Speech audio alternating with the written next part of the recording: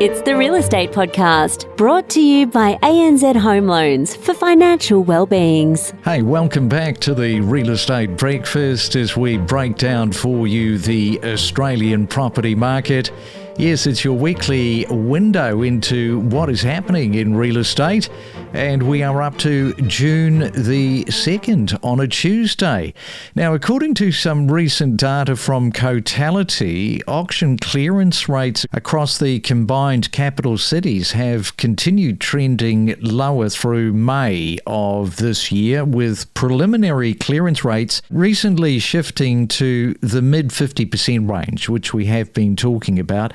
It is a big difference from 2021, when clearance rates regularly pushed above the 80% mark, and fresh figures from the PropTrack Home Price Index by the REA Group show Melbourne's median house prices softened, along with Sydney values also softening during May. Brisbane, Adelaide and Perth, now they continue to outperform due to stronger population growth and tighter housing market. We are in this multi-speed market rather than one national story around the country, as we take you to the sunny Fraser Coast on our Tuesday morning, a land of opportunity and rated the happiest place in Australia.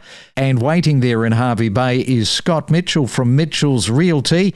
Welcome back, Scott, to the Real Estate Breakfast. You know, hard to believe that the year is flying by, already into June, and we've already seen so much happen. Yeah, certainly. Good morning, Craig. My mum used to say, the older we get, the faster time goes. And I used to try to deny that, but I reckon she's onto it. This year has gone quick, I'm telling you. It has indeed. And if we have a look at some of what the economists are saying and market analysts, they are warning that the slowdown that we're currently in, it could easily go across next year into 2027.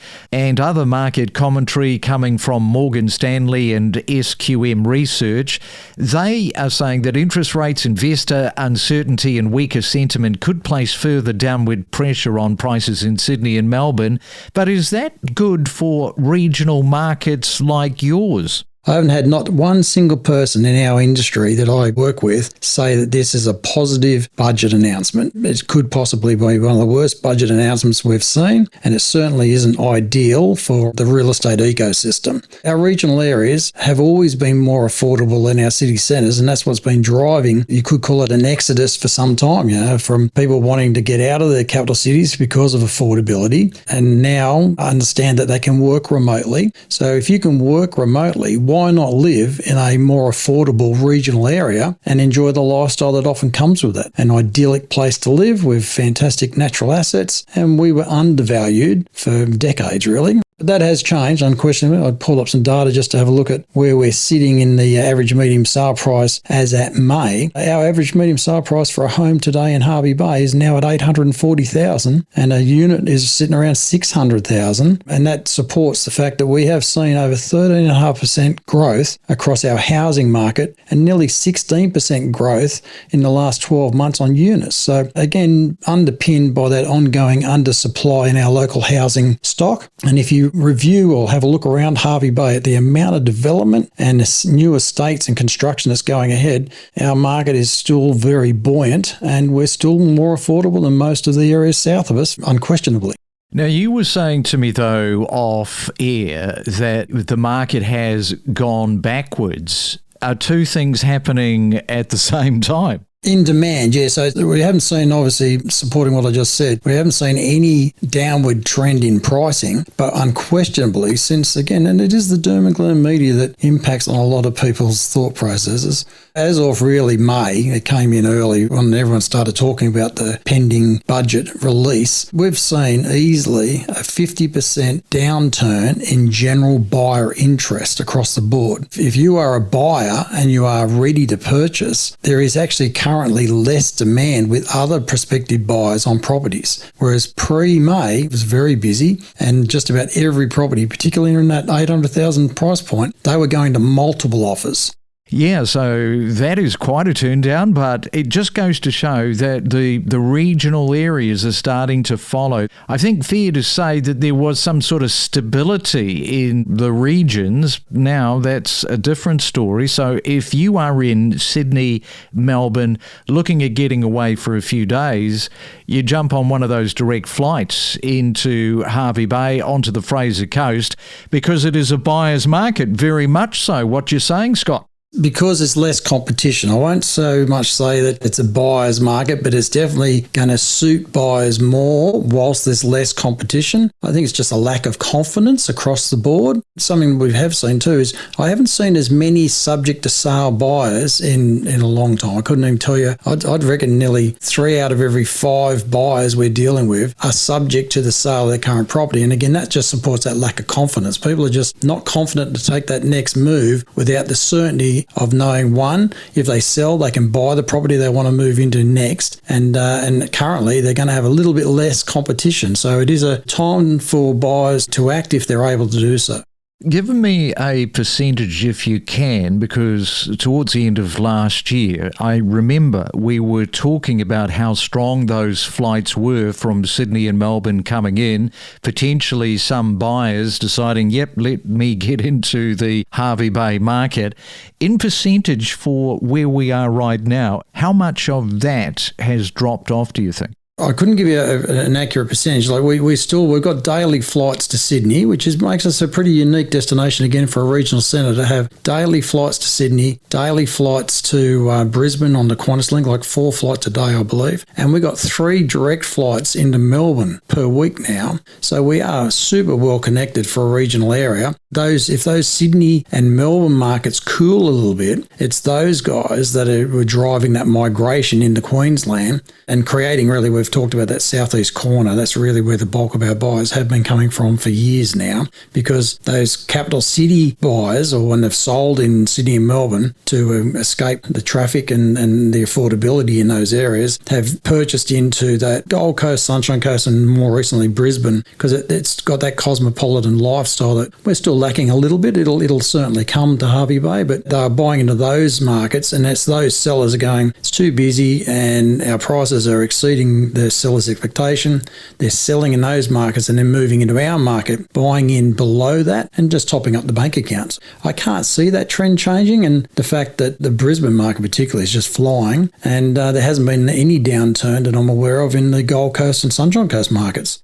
We are talking to Scott Mitchell, and he is in Hervey Bay. We are back with more after this. Unlock the secrets of real estate and stay informed about the latest real estate buzz with hot market trends, emerging suburbs, and hidden gems. And right now it is time to go back into Burwood, somebody that we spoke to recently, Matthew Nolan there. Matthew, you've got a property tip for us this morning. What have you got? Look, I think it's always important with vendors as they go to the market, particularly with houses and with apartments, with strata properties as well, is that for vendors selling homes is to always get a building and pest report done in advance. It always helps with transparency with buyers, and it gives them the opportunity to come in at the last minute prior to auction and can make it a much easier transaction. And similar with preparing a strata report in advance for apartments or townhouses, it always does make the process go a lot smoother. Yeah, and I guess people can get a little bit lazy with that because the vendors just think, well, it's not a requirement, so I'm not going to bother with it. But you should bother with it because, as you say, transparency, and it speeds up the process. What does that do? Probably more money in your pocket. Look, it does. And I've had people come through a property on a Friday night before an auction, question whether they can attend the auction because they haven't done their due diligence. And for the sake of a building report of $500, we're able to offer it to them and say, here it is. And I've actually had people come the next day and purchase a property at auction because it was readily available to them and there was no delay in timing. Don't forget to subscribe. We have so many episodes, all designed to help you better understand the constantly evolving and dynamically changing real estate property market. It is a Real Estate Tuesday. Scott Mitchell is with us. Well, we should get on to talking about your favourite subject at the moment, Scott, and that is the budget and your thoughts. Yes, me and I think a lot of people, particularly if you work within, I will call it the real estate ecosystem, because it's not just, if you see a downturn in transactions like sales across the board, it's not just the real estate sales people and agencies that are impacted by that. It's removalists, it's financiers, there's a whole raft of services, it's conveyancers, solicitors. It is an ecosystem that revolves around real estate sales transactions. And as we see any downturn, it's not just going to be specifically in our industry, it's all the associated industries that are involved in people moving when they move house all over the state and all over the country. And I haven't had anyone say that this current budget was a positive move for our economy, and I can't understand personally how this is going to improve housing affordability for new home buyers, which we deal with very few first home buyers in our market. It is really a second home market, or people retiring still. We're starting to see more professional executives come here with the increasing infrastructure, but we don't deal with a lot of first home buyers, and first home buyers always get the incentives to purchase new builds, and the builders of these homes have got so much demand on their homes that they don't use real estate salespeople to help sell the new stock, house and land packages, because they've got their own sales teams. I can't see any benefit for us specifically coming off this budget by driving more affordability for new home buyers, if that is truly the case, and by discouraging investors, particularly mum and dad investors. I can't see how we're going to get an increase in rental supply either. So I'm not sure where it's going to go, other than the fact that Hervey Bay has, I think, reached a point where there's no going back for us as a region. The growth that is happening here is incredible. When you've been here for 20 years, we've been here now, and to see the growth in our market is phenomenal. I think this budget is just not going to be positive for most people. Right, so it is a D- on the budget by the sound of it from you, Scott. You touched on the rental market. Now, despite softer buyer demand, Australia's rental market still remains heavily undersupplied. Data tracked through Cotality, that continues showing vacancy rates near historic lows, and Australia is more likely heading into a correction or prolonged slowdown rather than a full-scale property crash. Just on the rental market, things are still pretty tight, aren't they, where you are? Our vacancy rate's been sort of either 1% or below as long as I can remember, honestly, like more than 10 years. And we're still sitting around that 1%, give or take. And again, with the amount of people coming into the Bay, trying to get workers here to handle all of the infrastructure that is going on here at the moment and work, you've got to have homes for these people. That demand is still higher than the supply or availability of these properties. So I can't see any change in our rental demand. All right, that'll do us, Scott. So there's some thoughts coming out of the Fraser Coast, in particular to Hervey Bay.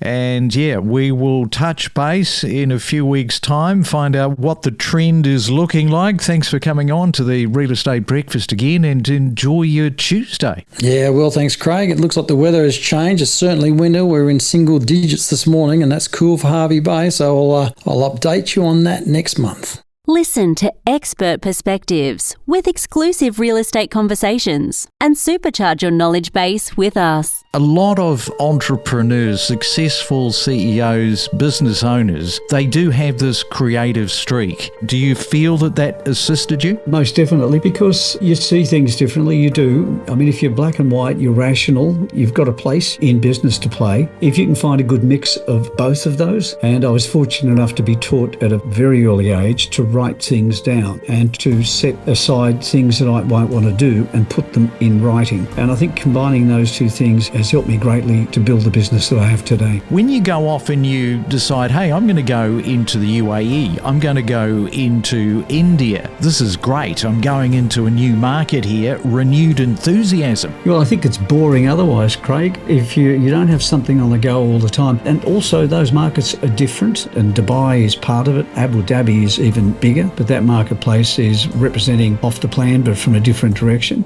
We connect you to the best real estate information across Australia. The Real Estate Podcast.